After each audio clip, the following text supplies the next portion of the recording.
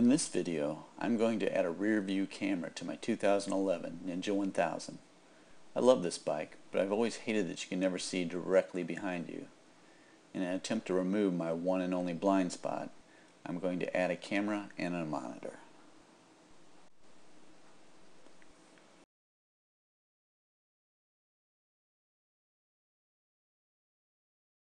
I bought this AudioVox wireless backup monitoring system off Craigslist for $25.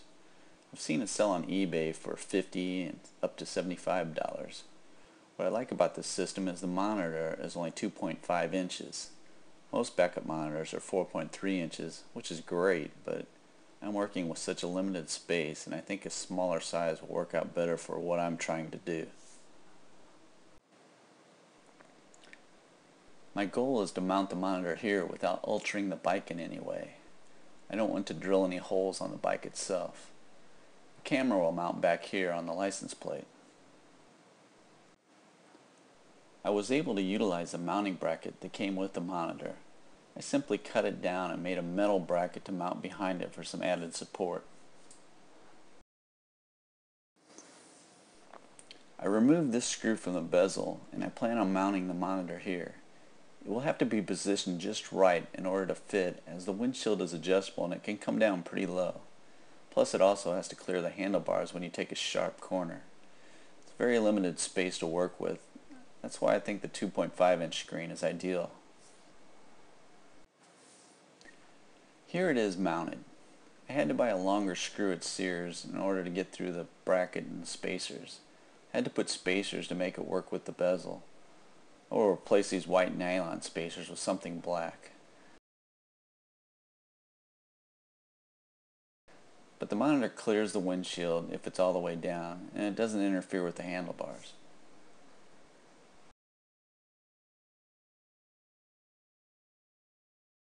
The monitor turns on when I turn the key on.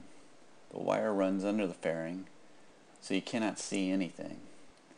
I've hooked it into the headlight fuse temporarily just to make sure it worked.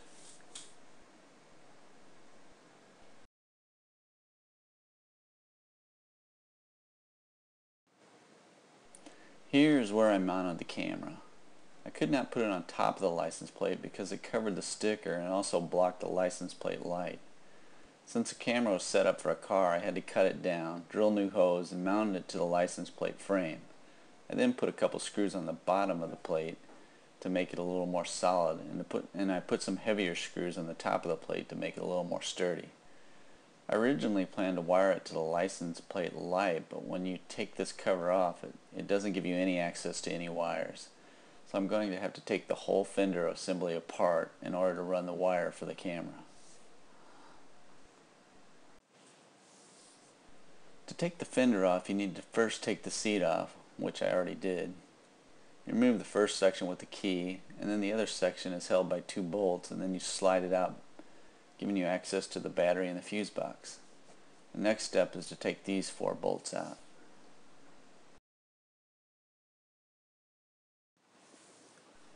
Next you need to take out these four screws to remove the fairing, then the two bolts in the side handles on each side of the bike.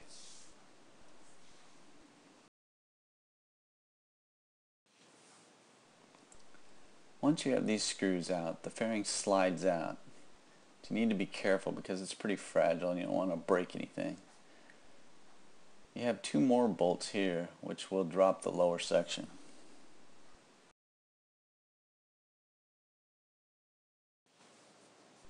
Once you have these two bolts out, the whole thing slips down and drops down, giving you access to all the wiring.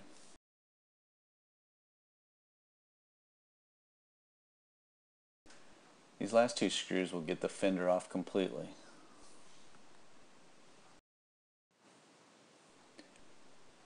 Once you have the fender loose, there are two screws on the side and a reflector holding it all together. Once you take these off, the whole thing opens up, and that'll allow me to run a wire from the camera through the fender. I found an accessory wire under here that I ran the camera and the monitor to and soldered them all together. What I did was drill a hole through the license plate frame and ran the wire out the back and through the the fender to the wiring. The great thing about this is if I decide I don't like this or I don't want it anymore for any reason, I can eliminate it and the bike will go back to stock without any alterations to the bike itself. Here are all the wires running in from the fender and from the monitor. All I have to do now is piece this all back together.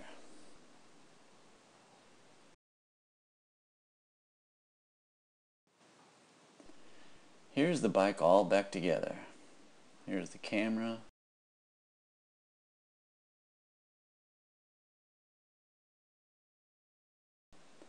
And here's the monitor.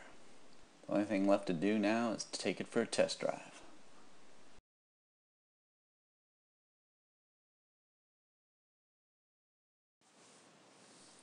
The drive went well. The monitor's rock solid. There's no vibration from the camera. My only complaint is the picture quality of this monitor. It just seems too washed out. Also, I don't like the depth ratio of the camera. When things are right behind you, they look 5 or 6 car lengths back. I may have to replace this audio box with a better system. But it does work and the installation was successful. I hope this was helpful to anyone considering this. Would love to hear any comments or suggestions to even make it better. Thanks for watching.